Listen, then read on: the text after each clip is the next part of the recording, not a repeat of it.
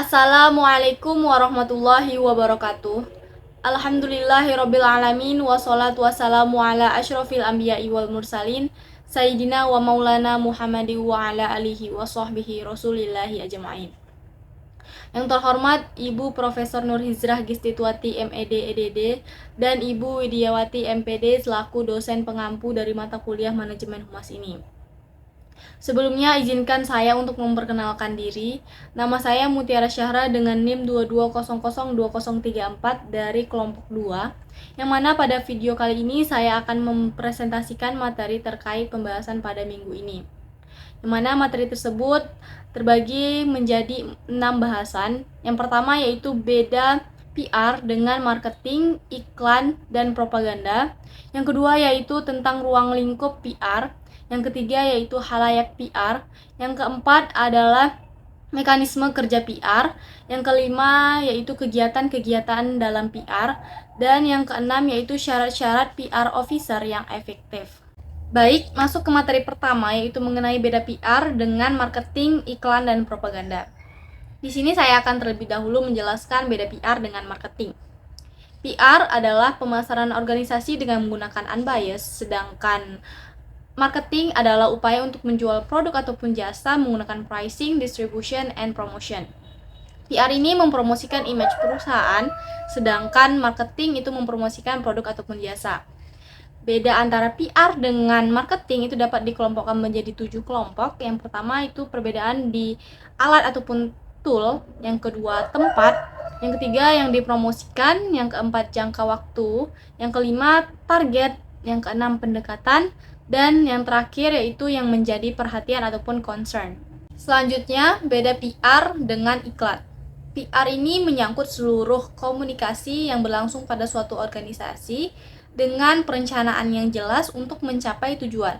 Sedangkan iklan ini hanya sebatas pada pemasaran dan penawaran produk ataupun jasa yang dihasilkan oleh suatu perusahaan ataupun instansi. Dan yang terakhir adalah beda PR dengan propaganda. Public relation yang baik tidak memihak dan bebas dari kecenderungan memuji-muji diri sendiri. Sedangkan propaganda itu dapat menjadi baik ataupun buruk tergantung motif orang yang melakukannya. Baik, masuk ke materi kedua yaitu mengenai ruang lingkup public relations. Menurut Tanian tahun 2005, ruang lingkup pekerjaan yang digeluti oleh praktisi PR itu terbagi menjadi 7. Yang pertama yaitu financial relations, yang terlibat dalam komunikasi dengan sejumlah financial stakeholders. Yang kedua yaitu corporate relations, yang menciptakan image positif perusahaan melalui teknik-teknik PR. Yang ketiga yaitu media relations, adalah elemen public relations yang terkonsentrasi pada hal-hal yang terkait dengan publikasi media massa. Yang keempat yaitu government relations, yang kegiatannya secara spesifik berhubungan dengan seluruh lembaga pemerintah. Yang kelima yaitu community relations, yang mana target program ditujukan terutama untuk menjalin hubungan baik dengan masyarakat dan komunitas-komunitas tertentu di suatu wilayah. Yang keenam, employee relations, yang mana komunikasi dengan para karyawan. Dan yang terakhir yaitu marketing support, dengan teknik-teknik PR yang secara spesifik digunakan untuk menunjang kegiatan promosi. Baik, masuk ke materi ketiga yaitu mengenai halayak public relations. Jeffskin membagi 10 halayak utama berdasarkan jenis halayak yang biasanya dijadikan sebagai sasaran program public relations. Yang pertama adalah masyarakat luas, yaitu semua elemen masyarakat yang ada di sekitar perusahaan. Yang kedua yaitu calon pegawai. Mereka dijadikan sasaran PR agar mereka tertarik untuk masuk ke suatu perusahaan. Yang ketiga yaitu pegawai ataupun anggota. Mereka dijadikan sasaran public relations agar mereka merasa nyaman dan dapat menyebarkan informasi ke masyarakat luas. Yang keempat itu pemasok, jasa dan barang. Yang mana persepsi mereka tentang perusahaan akan mempengaruhi dinamika kerjasama. Yang kelima yaitu investor. Investor dijadikan sebagai halayak public relations agar membangun citra positif di mata investor karena menjadi hal utama yang tidak boleh diabaikan oleh suatu perusahaan.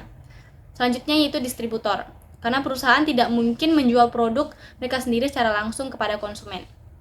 Selanjutnya konsumen dan pemakai produk. Ada pihak yang menggunakan produk perusahaan untuk dikonsumsi dan ada juga pihak yang menggunakan produk atau perusahaan untuk produksi. Halayak selanjutnya yaitu para pemimpin pendapat umum. Dijadikan sebagai halayak PR karena mereka akan dapat mempengaruhi dan mengarahkan pendapat masyarakat umum. Yang selanjutnya itu serikat pekerja, yang mana dapat meningkatkan daya tawar di hadapan perusahaan-perusahaan. Dan yang terakhir yaitu media massa, yang menjadi jalur penghubung antara perusahaan dengan halayaknya. Masuk ke materi keempat yaitu mengenai mekanisme kerja PR. Yang pertama adalah research ataupun penelitian. Pada tahapan ini, PR harus mengenal gejala dan penyebab suatu permasalahan. Yang kedua yaitu planning ataupun perencanaan. Pada tahapan ini, PR memikirkan untuk mengatasi masalah dan menentukan orang-orang yang dapat menggarap suatu permasalahan tersebut, yang disusun atas data ataupun fakta yang diperoleh. Yang ketiga yaitu action dan communication. PR harus mampu mengkomunikasikan program pelaksanaan dan untuk mendapatkan jawaban pertanyaan how do we do it and say it. Yang keempat yaitu evaluation ataupun evaluasi, yang mana untuk mengukur keefektifan proses secara keseluruhan. Baik, masuk ke materi kelima yaitu mengenai kegiatan-kegiatan public relations. Yang pertama yaitu membangun identitas dan citra perusahaan. Yang kedua yaitu menciptakan identitas dan citra perusahaan yang positif. Yang ketiga yaitu mendukung kegiatan komunikasi timbal balik dua arah dengan berbagai pihak. Yang keempat yaitu menghadapi krisis, dan yang terakhir menangani keluhan dalam menghadapi krisis yang terjadi dalam public relations. Masuk ke materi terakhir yaitu mengenai syarat-syarat public relations officer yang efektif. Yang pertama, komunikasi dan relasi. Seorang PR officer harus mampu berkomunikasi dan menjalin relasi dengan orang lain. Yang kedua, memiliki sifat yang rendah hati supaya PR officer dapat berkomunikasi dengan lapisan masyarakat tanpa membedakan jabatan dan pangkat. Yang keempat yaitu cepat menyesuaikan diri, karena pekerjaan PR ini selalu berhubungan dengan hal-hal yang baru dan seringkali cepat berubah. Yang keempat, mampu menghadapi semua orang memiliki karakter yang beraneka ragam dan latar belakang budaya yang berbeda-beda. Yang kelima, seorang PR harus mampu berkomunikasi dengan baik, yang mana harus jelas dan lugas. Yang keenam, seorang PR harus mampu mengorganisir segala sesuatu. Yang ketujuh, memiliki integritas personal baik dalam profesi maupun dalam kehidupan sehari-hari. Yang kedelapan, mempunyai imajinasi yang kuat untuk membuat pesan yang kreatif dan menarik perhatian. Dan yang terakhir, serba tahu, yaitu memiliki akses yang tinggi terhadap informasi. Mungkin segitu saja materi yang dapat saya jelaskan dan sampaikan. Lebih dan kurangnya saya mohon maaf. Wabillahi taufik walhidayah. Wassalamualaikum warahmatullahi wabarakatuh.